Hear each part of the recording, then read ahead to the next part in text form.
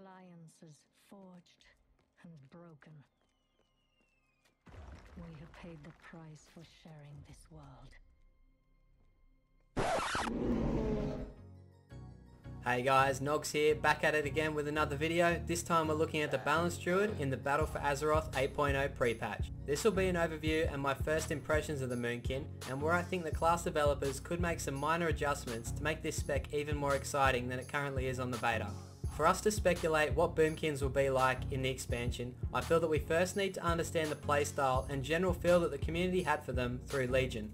Now of course we all remember at the beginning of Legion many classes went through emotional breakdowns due to not getting their first choice legendaries upon release, but with better numbers tuning and the removal of the 4 legendary softcap bug, we began to see the RNG aspect correct itself for many players, making majority of the classes viable even in the high-end rating scene. Whilst the meta constantly changed for all specs during the expansion, I could not name one specialization that changed their build more often than the Balanced Druid. With the sheer amount of good legendaries Balance had, and even times simming higher in previous raid tier sets, this made it even more difficult for new players picking up the spec to feel like they were pulling their weight in raids and dungeons. But if there was one experience any player could achieve with the Moonkin, it was the immense shame in ninja pulling the whole dungeon in one global ability. This brings me to the main reason why I rolled a moon chucking bird in the first place, Mythic Plus. They may not have been the best DPS spec to bring in the Mythic Dungeon Invitational, but I definitely think they filled a niche in the more mob heavy dungeons due to their incredible AoE interrupt and sustained AoE damage. Couple that with the ever so balanced Guardian Affinity and Bark Skin utility, Balanced Druids were a force to be reckoned with in Mythic Plus. I remember when I first heard about the removal of the legendaries and the lack of changes coming to Balanced Druid in Battle for Azeroth. I was terrified and immediately began looking for another main.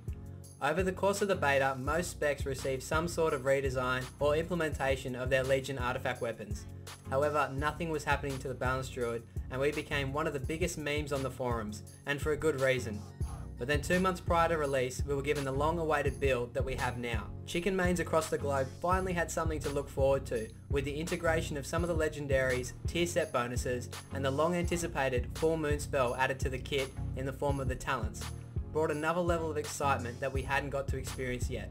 We were also given a new passive called Eclipse.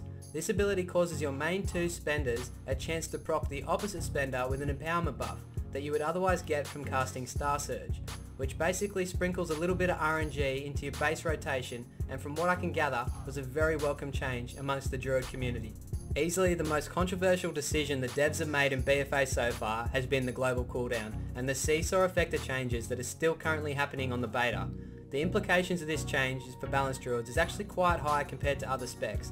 With only one of our damaging cooldowns, Celestial Alignment, being moved to the global, I believe that the real impact will be felt in terms of the utility that the Druid brings to encounters. With the following abilities like Innovate and Dash now being on the GCD, and Battle Res being a 2-second cast, while it's awesome to have Hibernate and Soothe being given back to the Druid kit, the fact that Hibernate is a 1.5 second cast, and Soothe itself taking up a global, will most likely impact your damage, which is fine if you're a team player and only care about the kill, but I believe this change will shine light on those selfish players that are only out there for the high passes. As you will see throughout the Balanced Druid tree, the talents themselves very rarely just have a specific trait for single target versus AoE.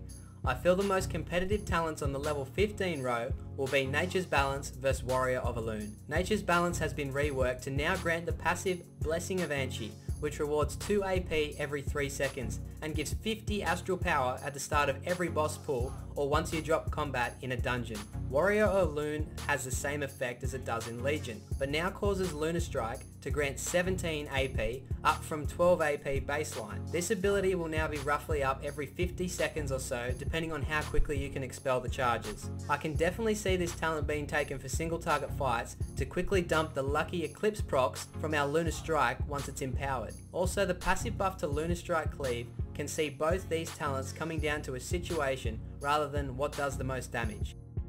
And as for Force of Nature, our treants, I don't see this getting much love outside rare Mythic Plus situations. We really only see it in Legion to cheese heavy hitting boss abilities, as it only generates 20 AP per minute. My suggestion to Blizzard would be to cause each individual tree to grant a value of AP every time one dies, I feel that would give a much needed reward to the stale talent. I won't go into the level 30, 45 and 60 tiers, as majority of the spells are essentially personal choice utility, but I will quickly mention that Guardian Affinity has had its bare armor reduced baseline across all the Druid specs, as well as Frenzied Regeneration, which has now had its heals reduced to a flat 25% of the player's health, as I'm sure the developers agreed that it was way too overpowered to keep in the game. On the 75 row, however, it gets a little bit more interesting, as all these talents have changed since Legion. Stellar Flare was moved to the 90 tier and replaced with Star-Lord. I could see any of these talents becoming meta and will most likely come down to numbers tuning in certain situations. The first talent is Soul of the Forest, which despite being known in Legion for the go-to AoE build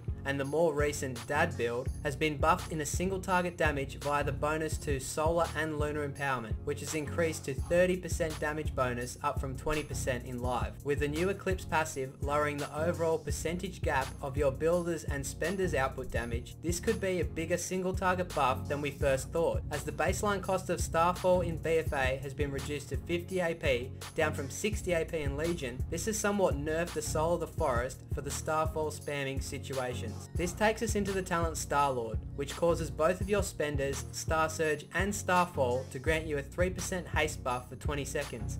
This buff will stack, but the duration will not be increased upon gaining a stack. I believe this has the potential to win in single target and most AoE situations if the player can rush to 3 stacks and maximise the uptime of the haste buff duration, causing faster dot ticks and more AP gains. However, this will most likely require smart management of resources and even add-ons like Weak Auras and Tell Me When to master. Incarnation on the other hand is tricky, because unlike in Legion, we don't have access to the impeccable Fel Essence Ring, which drastically reduced the cooldown of our spell based on the AP spent. Taking this spell in BFA I think will come down to the fight timers and if there's a high focus target to burn during the fight. Also, we need to take note that Incarn has had its damage reduced from 35% to 25% and now only grants 15% haste instead of AP generations like it does on live, but it makes sense when you take into consideration the lowered emphasis on damage cooldowns across the entire expansion, just like the baseline Celestial Alignment that only increases spell damage and haste by 15%. I'm sure if Blizzard could go back in time, they would have never implemented any of these damage cooldowns, as I believe it makes them significantly harder for them to balance in the future.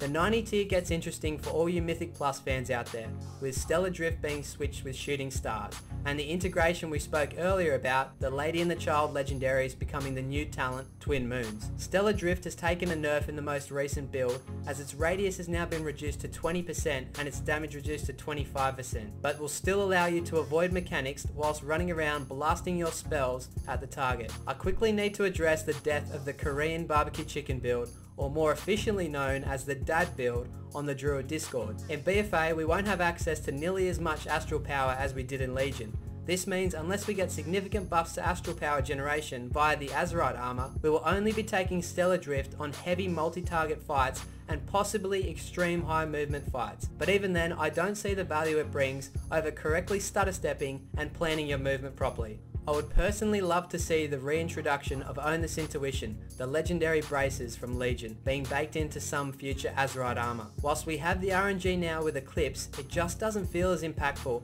as proccing a huge spender for free. One of the biggest overlooked changes for the balanced Druid in my opinion is the Mastery. In Legion, stacking Mastery caused bonus damage to Starfall, Star Surge and all of your empowerments, but more importantly Stellar Empowerment, which made your 3 dots cause additional damage when inside your Starfall radius by a percentage. In Battle for Azeroth, the Mastery has been reworked to give increased base damage to all dots, builders and spenders, with Stellar Empowerment being completely removed. With Stellar Empowerment gone, this greatly buffs the Stellar Flare talent that most of us forgot about in Legion, as mobs will no longer be required to stand in our Starfall radius for us to receive the empowerment buff to our dots, which is a huge quality of life changement for those annoying ads who decide to go walkabouts in the middle of the fight. As you can tell, this tier doesn't do much for single target, but the two that I believe will compete the most is Twin Moons and Stellar Flare.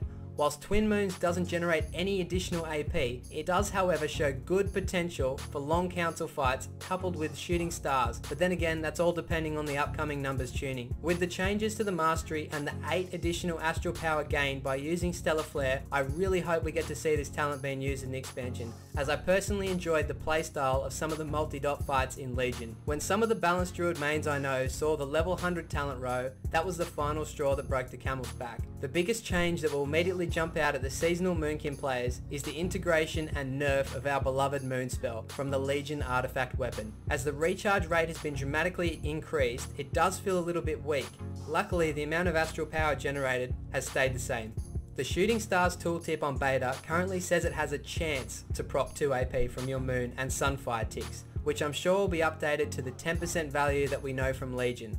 At first I thought we wouldn't take this talent on most boss fights, but as making this video and checking out some of the new raids and dungeon bosses, it is becoming more apparent, especially heading into mythic tiers, that pure single target patchwork style fights are becoming extinct, as I'm sure it's hard to design multiple raid difficulties based around one offensive unit. Fury of Elune has received a slight rework that now causes the beam to stay in place where casted. It also generates 40 astral power over its 8-second duration. The baseline damage is extremely average when compared to Starfall, and unlike Fury of Elune, Starfall now scales flat with Mastery, but I still think there will be a time and place for Fury of Elune to shine in some heavy ad burn situations. Whilst New Moon, Half Moon and Full Moon do feel a bit clunky in BFA due to the increased recharge rate, I'm personally just happy that the spells return to the spec, as there is something satisfying about throwing a huge moon at your target's face. With the new resource generation speeds, I feel that Full Moon talent will be a clear winner on most raid bosses, but only time will tell. No matter what the talents or builds are in BFA, the base rotation of the Druid feels smooth and fluent. To me, the spec doesn't feel broken or dull, and with the much needed mastery change and introduction of Eclipse, I personally love the new Moonkin, and whilst it may not be my main heading into BFA, I'll definitely have one geared and ready to go, as playing this chubby chicken never gets old. Thank you all for sticking with me for so long, and I hope to see you for more content in the future.